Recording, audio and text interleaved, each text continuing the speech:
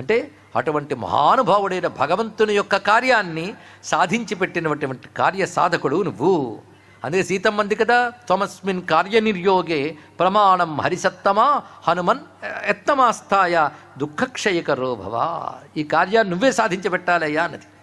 అయితే నిజమేనండి, జ్ఞానము వైరాగ్యము మోక్షము గొప్పవే, కానీ ఇప్పటి నుంచి నాకు కావాలనిపించట్లేదు. చాలా కోరికలు ఉన్నాయి, అవి తీర్చుకున్నాక హనుమంతుడి దగ్గరికి వెళ్ళనా?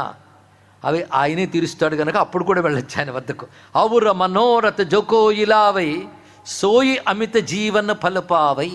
మనం మునిపే చెప్పుకున్నాం, సవరించిన శుద్ధ పాఠాన్ని ఇక్కడ చెప్పడం జరుగుతుంది. హనుమాన్ చాలీసా మీరు ఏవి చదువుకున్నా పాఠాంతరాల్లో మార్పులు వచ్చేసి ఉంటాయి.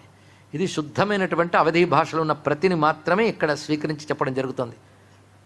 ఇక్కడ ఔర మనోరథం అంటే ఏ కోరికలైనా అని అర్థం తీసుకోవాలి. ఇక్కడ ఎన్ని రకాల కోరికలైనా ఆ కోరికలు తీసుకుని స్వామి వద్దకు వెళ్ళినా అతడికి తప్పకుండా కోరికలు తీర్చి అమిత జీవన ఫల్, అమితమైన జీవన ఫలాన్ని ఇస్తాడు.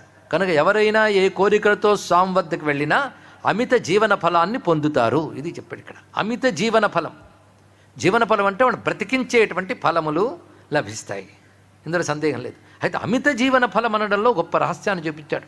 కోరికలతో మీరు వెళ్ళినా స్వామి జీవన ఫలాన్ని ఇస్తాడయ్యా అన్నాడు. అది రహస్యం. జీవన ఫలం అంటే జీవితానికి సార్థక్యం. జీవితానికి సార్థక్యం ఏంటి? తడుముకోకుండా మోక్షం అని చెప్పి వచ్చి కొంతమంది కావాలనుకుంటున్నారో లేదు ఈశ్వరుడి గనుక చెప్పినందుకు సంతోషించాలి. పరమ పురుషార్థం మాట ఉంది కదండి, పురుషార్థంలోకెల్లా అల్టిమేట్ గొప్పది ఒకటి ఉన్నది. ధర్మ అల్టిమేట్ అనడానికి లేదు, అర్థం ఉంది, కామం ఉంది, అంటే ఒకదాని తర్వాత ఒకటి ఉన్నాయి కదా.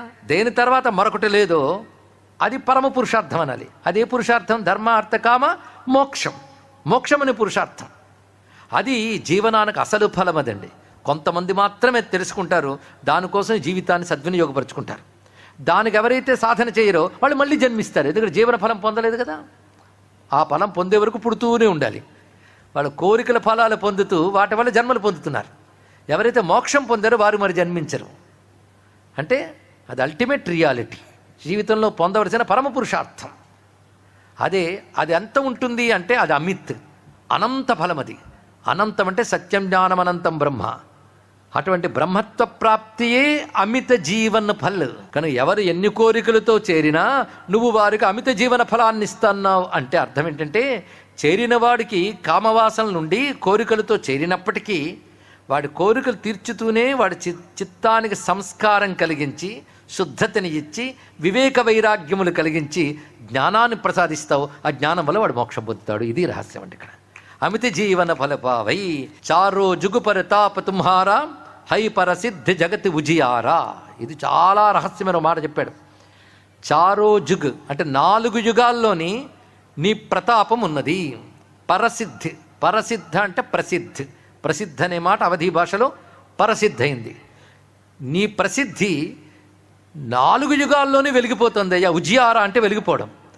నీ ప్రతాపము 4 యుగాల్లోనే వెలిగిపోతుంది. చారో జుగ్ పరతాప తుమ్హారా అంటే నీ యొక్క ప్రతాపము హై పరసిద్ధి అంటే ప్రసిద్ధి, హై ప్రసిద్ధి పొందింది. ఎక్కడ? జగతి ఉజియారా, ఈ జగత్తు వెలిగిపోతుంది. అంటే హనుమంతుడి యొక్క గొప్పతనం 4 యుగాల్లోనుంది.